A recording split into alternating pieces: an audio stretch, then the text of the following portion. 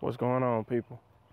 So today I'm showing you my quail cage, quail pen. I guess you could call this a battery, not a battery, but a community pen. I got about, I think it's 15 or 16 quail in here. It's 6 by, no, it's 4 by 8. That's what it is. It's 4 by 8. So it's 4 foot wide, 6 foot, 4 foot wide, 8 foot long. Got a little tin roof on it. Got water cups, as you can see. Other quail are in my enclosed section. You can see right there. You know, it didn't take long. Me and my little cousin built this thing. Didn't take long at all. It was actually a pretty easy little thing. The materials is basically 2x2s, 2x4s, 2x6s, because that's what I had. This is scrap tin that I got from my neighbor. The bottom floor is half-inch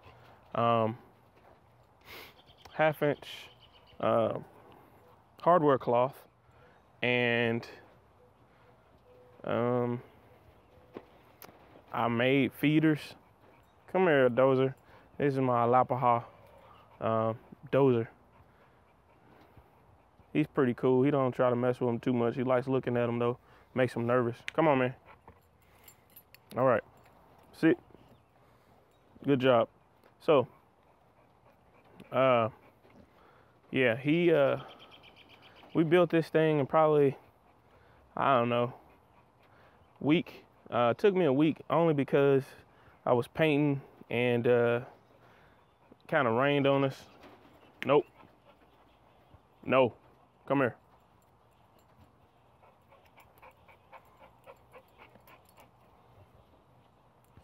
Go play.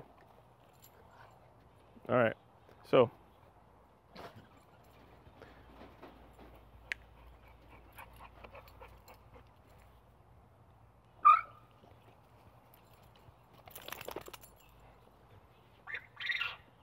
as you can see, that male was making his call right then.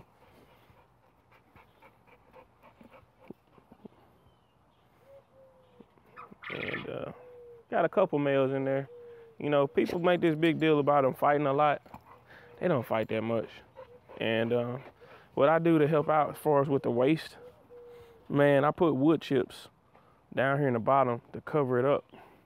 And man, that helped out as far as with flies tremendously, because that wood chips, they start composting. You know, after a good rain, it gets wet or whatever, kind of soaks in there, and it heats up. It stops the flies from, you know, messing around. This is just kind of a hybrid. Now this thing is divided. 4 foot is pretty much, as you can see, you got 2 sides open on the open side. The back is closed in. But then I also have closed inside, if you can see, where they can go when it gets cold. And I put a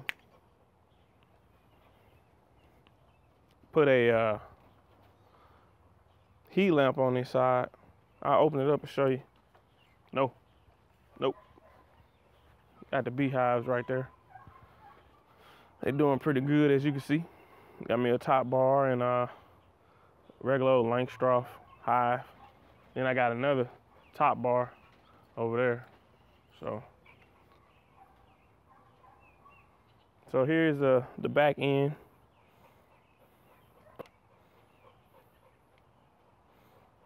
Come here, man. Come here. Sit. Dozer, come here. Come. Come. Sit.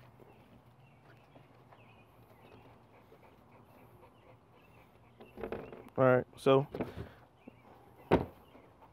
Nope. As you can see, there they go in there, doing what they do. Give you a look-see.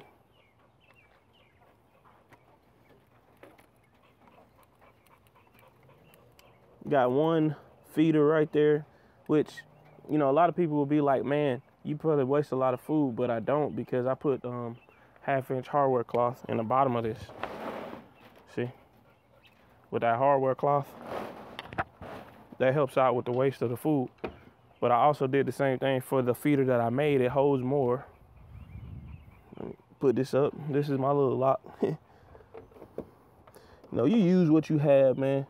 Ain't no sense of trying to spend all this money on stuff when clearly, if you got it available to you, you already got it. You just, you know, you improv. It's like you do with jazz. You improv and you improv and you get it. So, like I said, that's the feeder that I made. I'll take it out here, show you. Just kind of, you know, I know there's a bunch of quail experts out here, but I'm just showing you what I did with what I had. So, kind of give you, you know, if you want to get into it, get a little bit better, you can kind of see.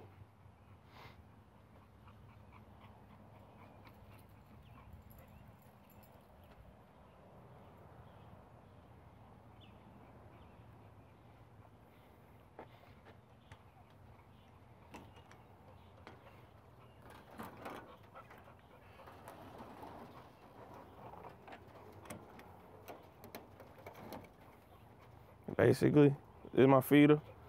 You can lift it up like this, and that's how I got it. Ain't nothing to it, man. Make your own stuff instead of trying to buy all this high price junk, you know what I mean?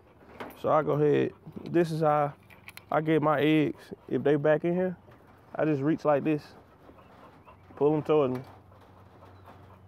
You know, I'm like this, man. Those other feeders you get that, you know, the eggs drop through, come through by gravity, they're cool, you know, if you're in a controlled environment.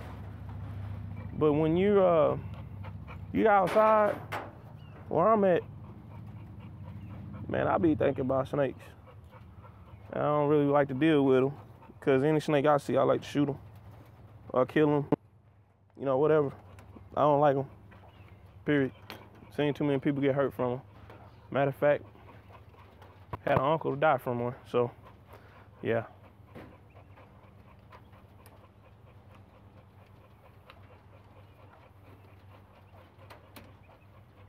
But that's a nice size egg there, boy. That one is too. Come on here, man. Come on.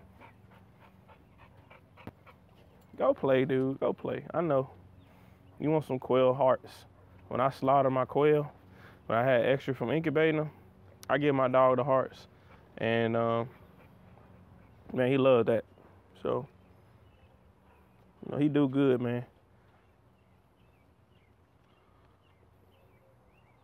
But that's pretty much the quail cage. Later on, I'll show you guys, you know, go in depth, show you my bees. My other hive over there.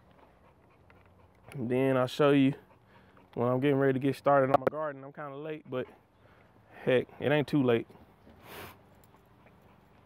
You know, and then I'll show you my water setup, which, man, I revamped. Here's my water setup.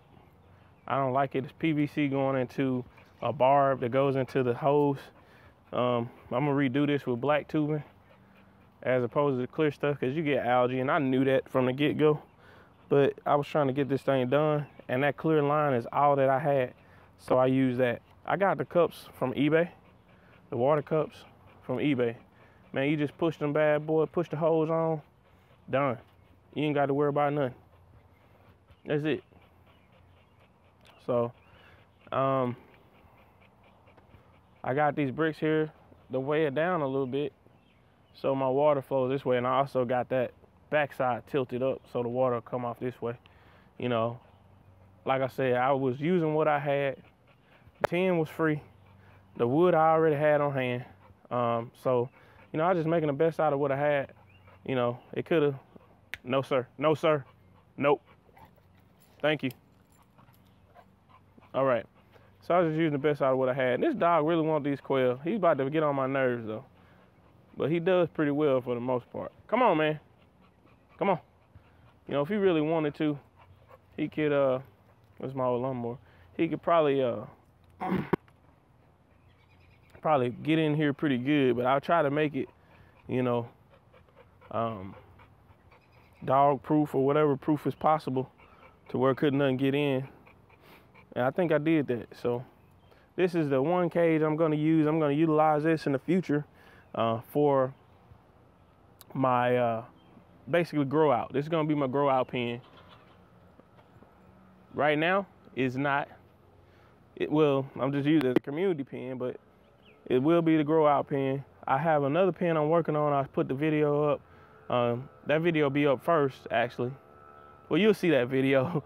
It'll be up of a battery pen.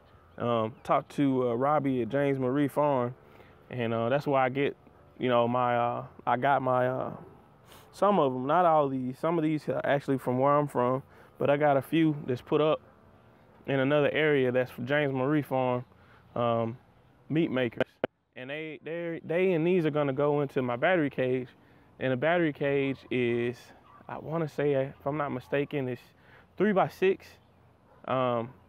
And talking with him, he was telling me that I could put 8 birds in a 1x3 space. So a little bit bigger than a foot, but it's 3 foot, you know, wide as far as how I got the battery portion of it. So, you know, I have well enough room to fit them. And the way I see people in Russia and you know, France and other places, the way they cram the birds in for breeders, I'll be all right. So I'm trying to get eggs, breeders, and meat. That's it.